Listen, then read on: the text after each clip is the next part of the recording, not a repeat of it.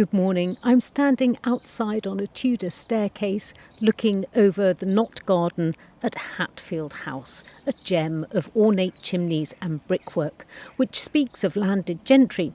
Well, today I'll be reporting from a conference held here which wants to break down some of those barriers and build bridges between the public and the countryside. The countryside can be at the centre of solving so many of our nation's problems. So we have to start to think, what's it for? What's it going to do in the future? Well, here in the Tudor Knott Garden at Hatfield House, just outside London, you could be forgiven for thinking that I've gone back to feudal times. I'm surrounded by Tudor splendour. But the Future Countryside Conference, which is being held here, is trying to avoid all that and bring the countryside to the public to make it something inclusive and meaningful for everyone.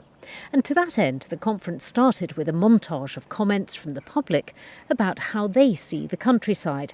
And their comments weren't all about bucolic bliss, but rather pesticides and inaccessibility. So I asked former government advisor and conference organiser Julian Glover what they have to do to bridge that gap. There's a lot of anxiety about the future of the countryside, about the future of food.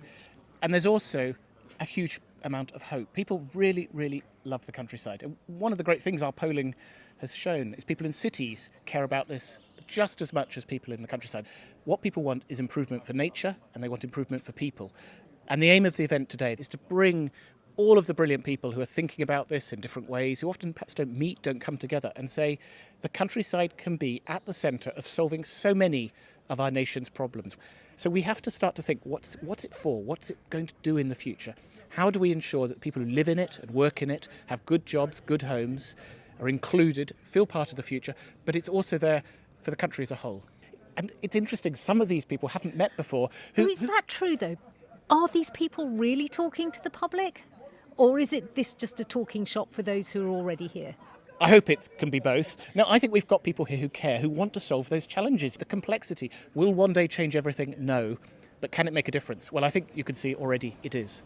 Julian Glover. Well, there were a lot of people here who we've heard on our programme many times before, and the majority of them have told us about their very similar visions.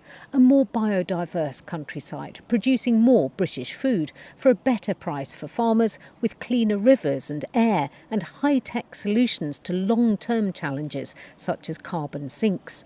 But bringing this vision to fruition relies on a combination of personal will and public policy making. One of the speakers, Henry Dimbleby, told me sometimes it means people fight their own corner rather than fighting together. So there are a lot of people here today who have been fighting like rats in a sack over the last 6, 12 months, maybe longer. I think there are two really important things that we need to establish. The first is that it is just simply the case that we cannot rely on the countryside purely to produce food. We need it also to sequester carbon, to restore biodiversity, to produce energy, beautiful spaces for leisure, livelihoods, communities. So there are multiple uses that we need from it, more than in the past. The second thing is that getting the policies in place to make that happen is not going to be easy. It is a complex system, and when you make interventions on a complex system, they don't always have the results that you would expect.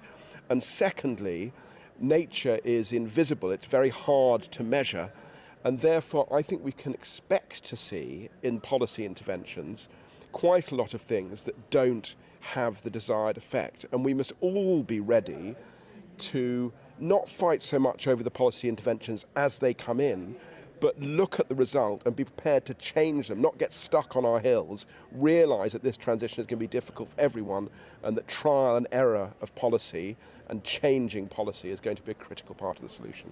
Henry Dimbleby. So how do you design a policy that can address all these things?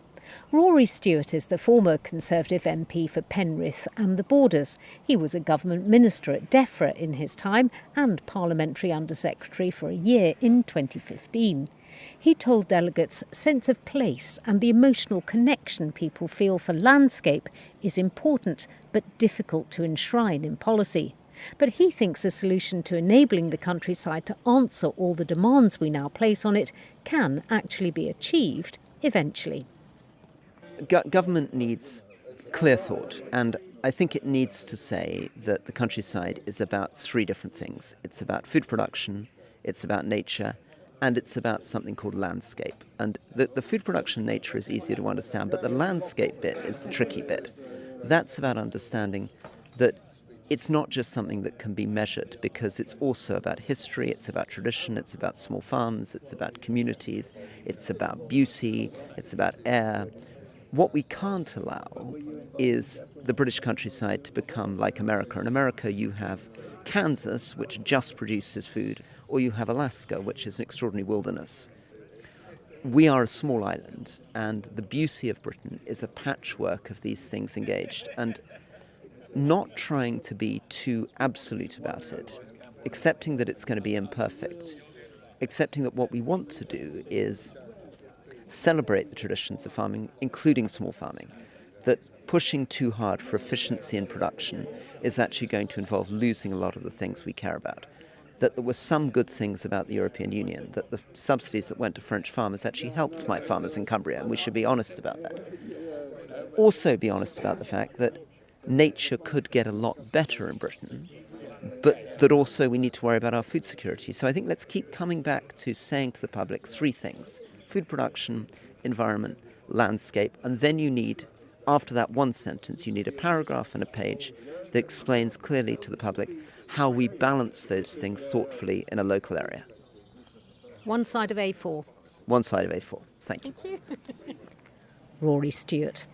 Well, the DEFRA Secretary, Therese Coffey, has been talking about the Rural Action Plan, which the government announced yesterday, improving connectivity, making it easier for farmers to convert agricultural buildings for housing or business. As she did that, we got news of a cross-parliamentary inquiry which begins today into post-Brexit trade deals.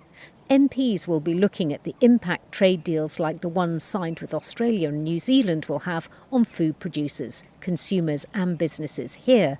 Therese Coffey didn't want to talk to me about that, but she did say that there'd be more funding coming for rural communities. Well, we've set out, I think it's £110 million, specifically a Rural Prosperity Fund, which we will be distributing. That's in addition to the money that's already going to local councils, I think, which is about £2.6 billion of Shared Prosperity Fund. So we do recognise that there can be additional costs in the countryside, but we also know other aspects can be far more efficient as well. Secretary of State Therese Coffey. Well, looking around the beamed hall inside here, lined with tapestries, the delegates were rather of the landowner variety, along with strong representation from politicians and conservation groups. Deirdre Woods from the Land Workers Alliance was one of the few people of colour at the event. I asked her if she felt the conference was representative. I don't think this conference is speaking to everyone.